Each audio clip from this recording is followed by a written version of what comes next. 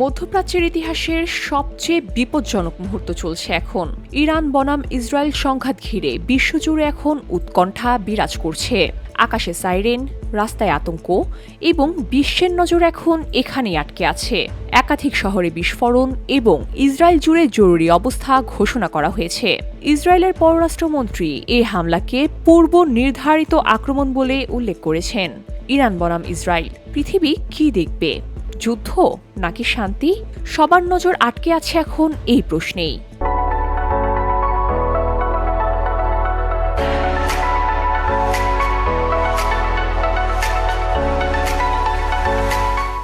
শনিবার ভোর রাতে তেহরান সহ ইরানের একাধিক শহরে বিস্ফোরণের খবর আসে। তেহরানের কেন্দ্রস্থলে 3টি বিস্ফোরণের শব্দ শোনা গেছে। ইসরায়েলি হামলাকে পূর্ব নির্ধারিত আক্রমণ বলে উল্লেখ করেছে। ফার্স্ট নিউজ এজেন্সি জানিয়েছে, রিপাবলিক এলাকায় ক্ষেপণাস্ত্র আঘাত হেনেছে। ইসরায়েলের প্রতিরক্ষা মন্ত্রী ইসরায়েল কাটোচ ইসরায়েল জুড়ে বিশেষ ও স্থায়ী জরুরি অবস্থা ঘোষণা করেছেন।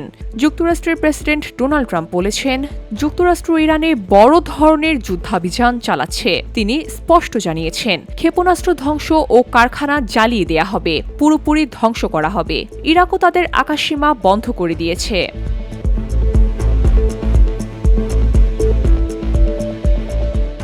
ইরানের হাসপাতালগুলো সতর্ক অবস্থায় রয়েছে। আহতের সংখ্যা এখনও পর্যন্ত নিশ্চিত নয়। ইরানের ইসলামিক রেভলিউশনারি গার্ডকে ট্রাম্প সতর্ক করেছেন, অস্ত্র সমর্পণ করুন, অন্যথায় মৃত্যুর মুখোমুখি হবেন।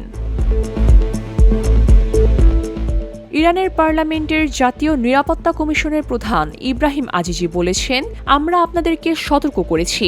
এখন যা শুরু করেছেন তার পরিণতি আর আপনাদের হাতে নেই। ইরানের কর্মকর্তারা পূর্বে সতর্ক করেছিলেন, যে কোনো আক্রমণ এই অঞ্চলকে যুদ্ধে নিমজ্জিত করতে পারে। ট্রাম্পের ভাষায়, ইরান পারমাণবিক অস্ত্র রাখার কোনো অধিকার পাবে না। তিনি জোর দিয়েছেন, প্রয়োজনে যুক্তরাষ্ট্র দ্রুত ও শক্তি প্রয়োগ করতে প্রস্তুত। ইরানের ক্ষেপণাস্ত্র ইউরোপ ও যুক্তরাষ্ট্রের মিত্রদেরকে হুমকির মুখে ফেলতে পারে। তিনি বলেন, এই অত্যন্ত দুষ্ট স্বৈরশাসককে আমেরিকাকে হুমকি দেয়া থেকে বিরত রাখতে হবে। এদিকে রেজা পালভি বলেছেন, যুক্তরাষ্ট্রের সহায়তা এখন এসেছে, তবে চূড়ান্ত বিজয় আমাদেরই হবে। তিনি আরও বলেন, রাস্তায় ফেরার সময় ঘনিয়ে এসেছে। তিনি সামরিক বাহিনী ও আইনশৃঙ্খলা রক্ষাকারী বাহিনীকে ইরানের জনগণের সঙ্গে যোগ দিতে আহ্বান জানিয়েছেন। সবার জন্য এই মুহূর্তটি একটি নিষ্পত্তিমূলক মুহূর্ত, বলেন তিনি। ইরান ইসরায়েল সংঘাত কি পূর্ণমাত্রায় যুদ্ধের দিকে ধাবিত হবে? মার্কিন যুক্তরাষ্ট্র কত দূর পর্যন্ত মধ্যপ্রাচ্যে হস্তক্ষেপ করবে? ইরানি জনগণ কি স্বাধীনতার স্বপ্নে সাড়া দিবে নাকি উত্তেজনার বলি হবে? জানতে হলে চোখ রাখুন। VOD Bangla news desk.